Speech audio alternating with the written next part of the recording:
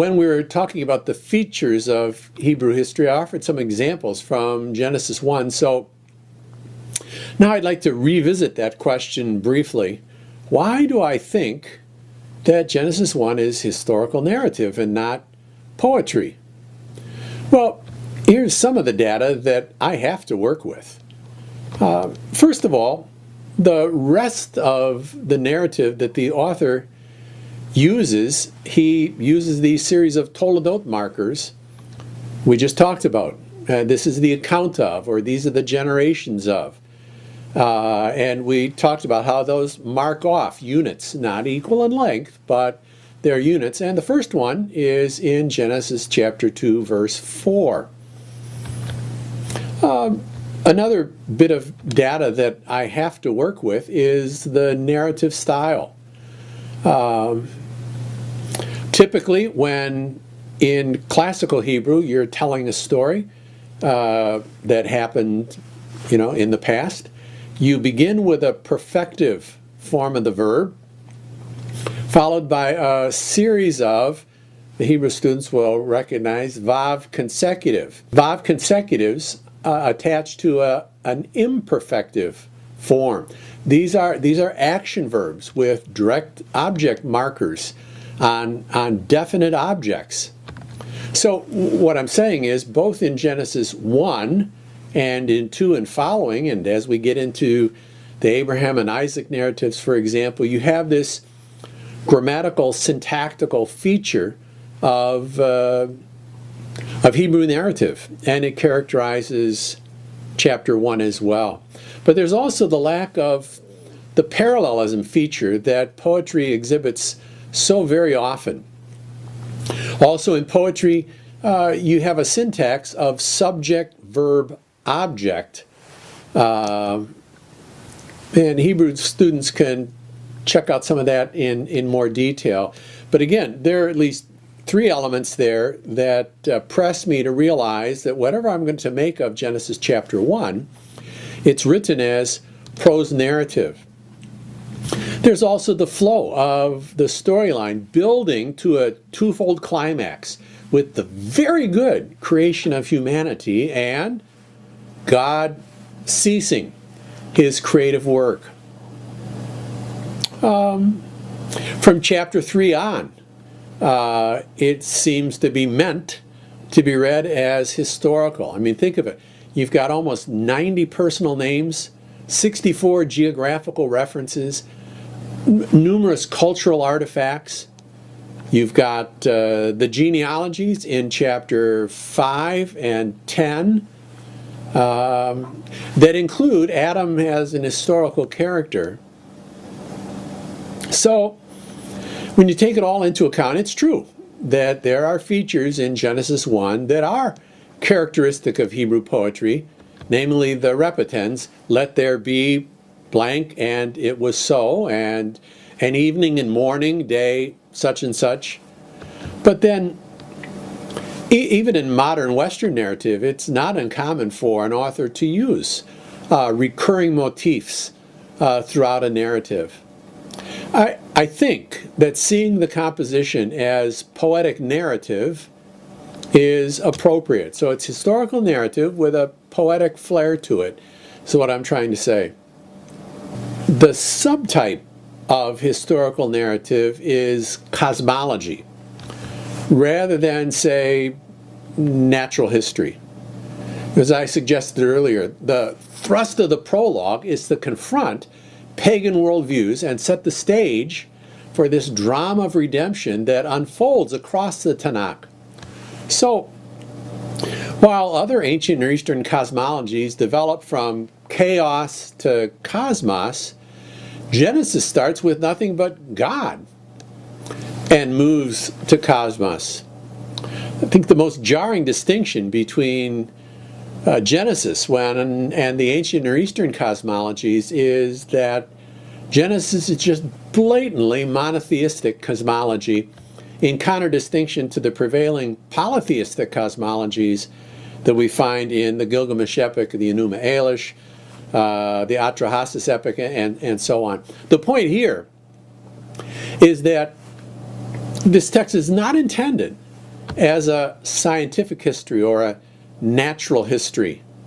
The purpose of the text is clearly theological.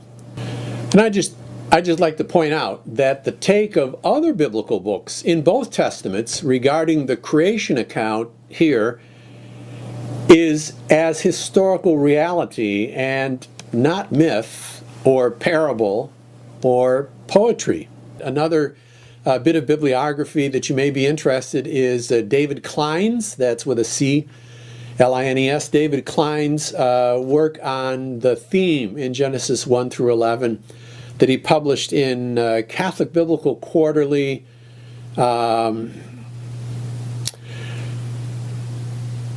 back in the late 90s. I think it was 1997, entitled The Theme of the Pentateuch.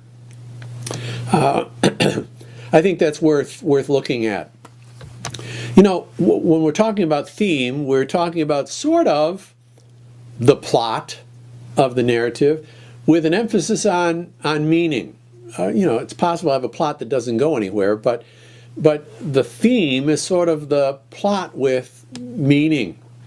Back a while, Gerhard von Rad, in his, actually he picked it up both in his commentary on Genesis and in his Theology of the Old Testament, suggested sort of a sin, divine punishment, divine forgiveness or mitigation as being the theme that he found in the book of Genesis. Klaus Westermann followed up and wrote that von Rad's suggestion was helpful, but he noticed that there was a divine speech that was interposed between the sin and the punishment, demonstrating that God's acts aren't just reflexive, but they're directed to a particular sin. There's only one God responsible for both blessing and for punishment. And so Westermann suggested a sin speech, mitigation, punishment, that kind of a flow of the theme. And we see that played out as we look at these first 11 chapters. The fall, chapter 3, verse 6. Then God interposes with a speech, verses 14 through 19. Verse 21, mitigation. Verse 22, 24, the punishment. So you've got that in the fall narrative. You've got that in the Cain narrative. You've got that in the sons of God narrative in Genesis chapter 6 and the flood. And again in chapter 11 with the Tower of Babel. So how does Klein's wrap it up in his article? He says that no matter how drastic man's sin becomes, destroying what God has made good and bringing the world to the brink of uncreation, God's grace never fails to deliver man from the consequences of his sin. Even when man responds to a fresh start with old patterns of sin, God's commitment to his world stands firm, and sinful man experiences God's favor as well as his righteous judgment. And he goes on to argue that this really sets the theme for the whole of the Pentateuch, that in spite of Israel's propensity to sinfulness, it experiences not only God's judgment, but also his determination to save, God's amazing grace.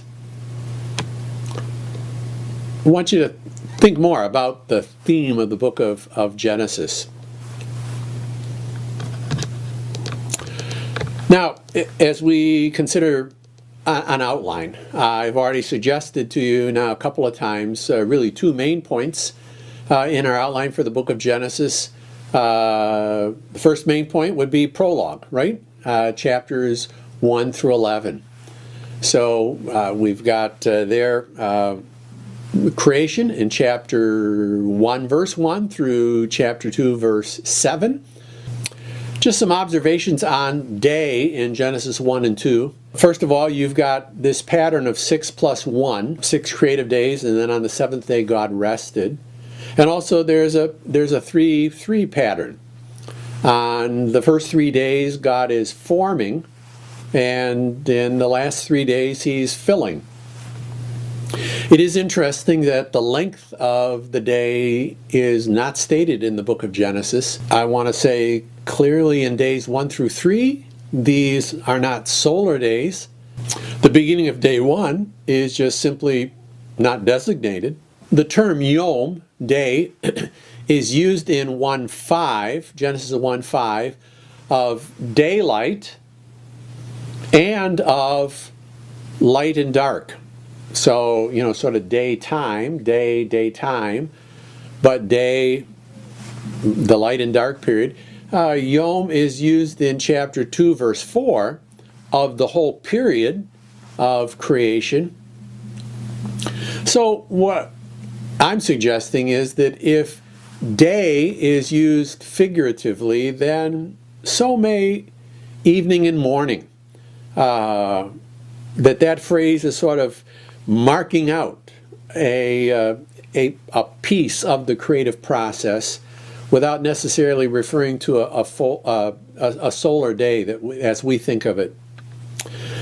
The other comment I'd like to make at this point is that fiat, and God said and it was so, does not preclude process. Take another look at day 3 and take a look at, I'm looking at John 5:17. Now here the conversation is about the Sabbath day and observing the Sabbath day.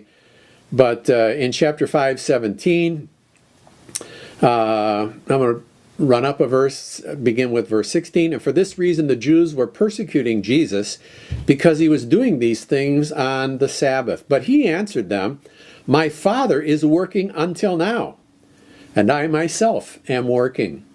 And my point is that fiat, and God said and it was so, does not preclude a process in the creative order.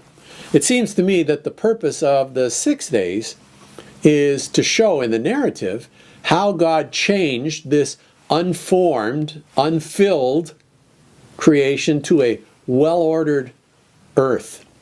The purpose is to exalt this eternal God as the only creator who by his infinite wisdom and power of his word brought the earth into existence and prepared it for humankind.